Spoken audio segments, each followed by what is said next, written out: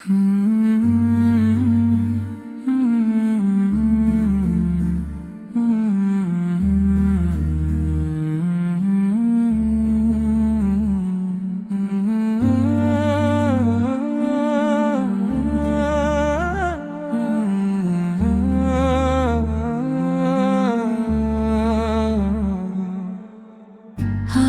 কি ফিরবে না নামাজে ও আমার অবহেলিত প্রাণ?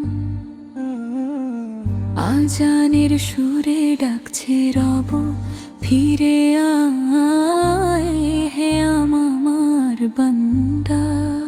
দুনিয়ার কাজে কতই না ব্যস্ত, সময় কোথায় বলো? 5 মিনিটের সেই ডাকটুকু কেন আজও এড়িয়ে চলো? ফজরের আলো জানালায় এসে নীরবে কথা কয়, ঘুম ভেঙে ওঠো, রব তোমাকে ডাকছেন। কিন্তু আমরা বলি আর একটু পরে। সেই পরের ভিড়েই কেটে যায় কত ভোর।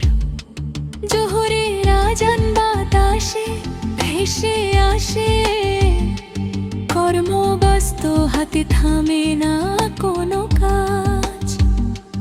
আসরের সময় সূর্য ঢলে পড়ে, তবু সিজদার পথে গোয় না অনেক পা।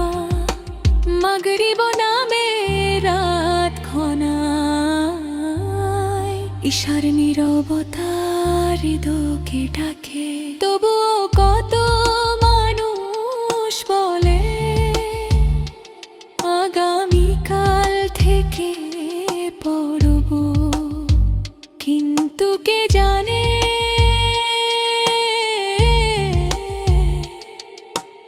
আগামীকাল আমাদের জন্য লেখা আছে কিনা।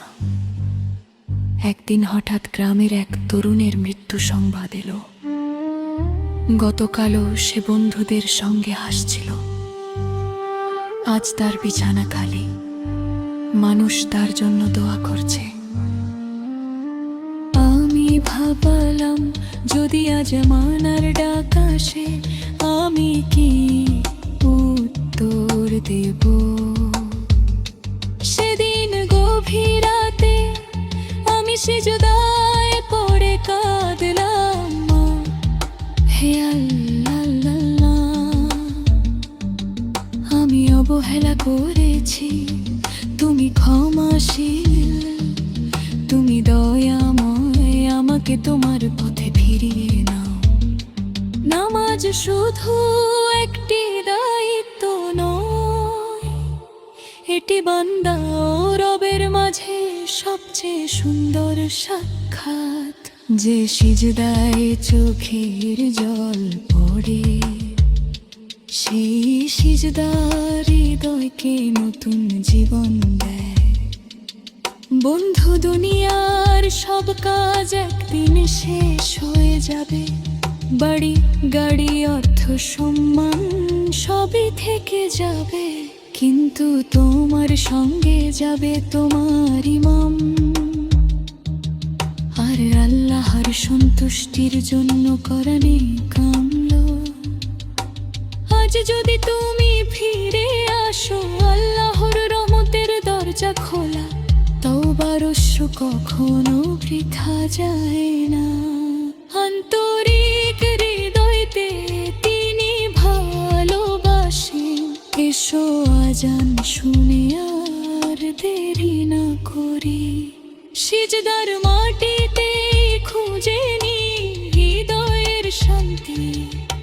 রবের ডাকে সাড়া দিয়ে জীবন সাজাই, যেন শেষ নিঃশ্বাসে বলতে পারি, হে আল্লাহ, আমি তোমারই বান্দা, তোমার রহমতের আশায় এসেছি। হে আল্লাহ, আমাদের 5 ওয়াক্ত নামাজ নিয়মিত আদায় করার তৌফিক দিন।